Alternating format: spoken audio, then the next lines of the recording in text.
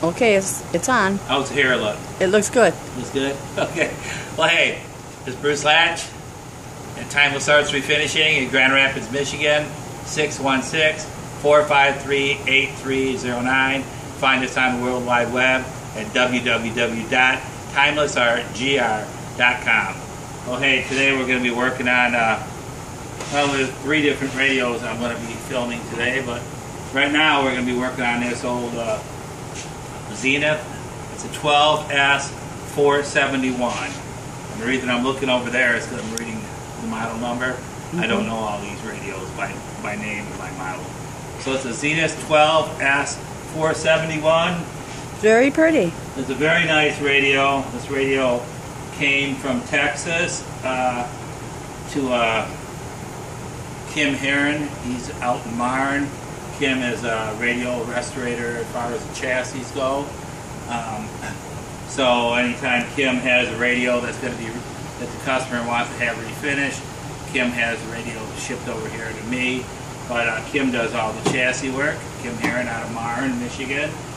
And I'll have his website up in the literature of this. But anyhow, let's get back to this radio here. This is a nice, very well built Zenith radio here. You've got a walnut here, you got walnut here. This walnut here was bleached out. This was not, and that's why this is a little greener looking than what you got down here. It's the way they did it in the factory. I like to refer to this guy as the big Indian chief here, because that reminds me of an Indian head dressing. So basically what I do on these things, on all my radios, and even my furniture, is I strip it, sand it, repair it, wash it back with lacquer thinner, and then I shoot everything with some clear pre-catalyzed lacquer. I put about 3 coats on it to start, and then I'll seal or sand it. And then after I seal or sand it, I will come back and start chafing stuff off and doing any shade work or glaze work that's required, toning down here. At that point, you know, the radio starts getting masked off, because you can't control this shading this particular area without getting it everywhere else without masking it. So, but right now we've got 2 coats on here. We're just going to demonstrate 1 quick coat of finish on here. So this is going to be sealer, right? Well, it's sealer, but it's actually pre-cad. Oh. Yeah, because when you I'll get my mask on here. If you're just using a regular nitrocellulose lacquer, like they do in a furniture factory, then you have to have a lacquer sealer under it for adhesion.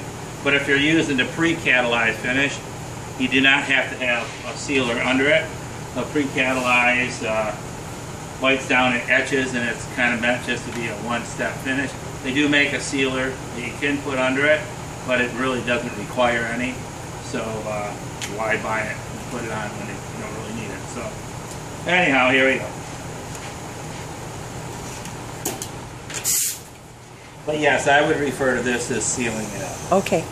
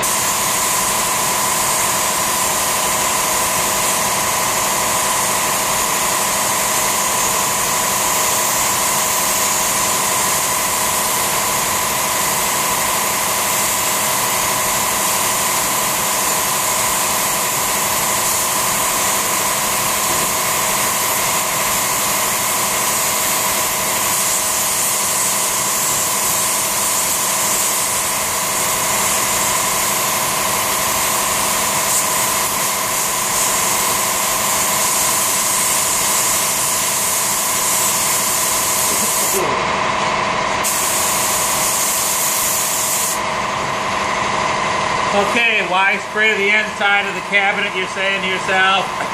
Well, I'll tell you why. Because without finishing that side, without putting finish on the inside of here, you're not protecting that wood. And that's just veneer as well. So you got a plywood core, a nice plywood core, and then there's little strips of veneer facing on the outside of it. And in the factory, all they ever really probably did with that was sprayed it with a black MGR stain. Possibly they probably hit one coat of lacquer on it. But it's really best to seal the inside up as well as the outside. So that way you can keep all the moisture out of it and try to preserve this old cabinet. This thing's probably out of 1933, or it's an old radio made back in the 30s. So we want to take good care of it. Yeah. Thank you. The next time you see me, I'll be doing some shading on this and some toning. Okay.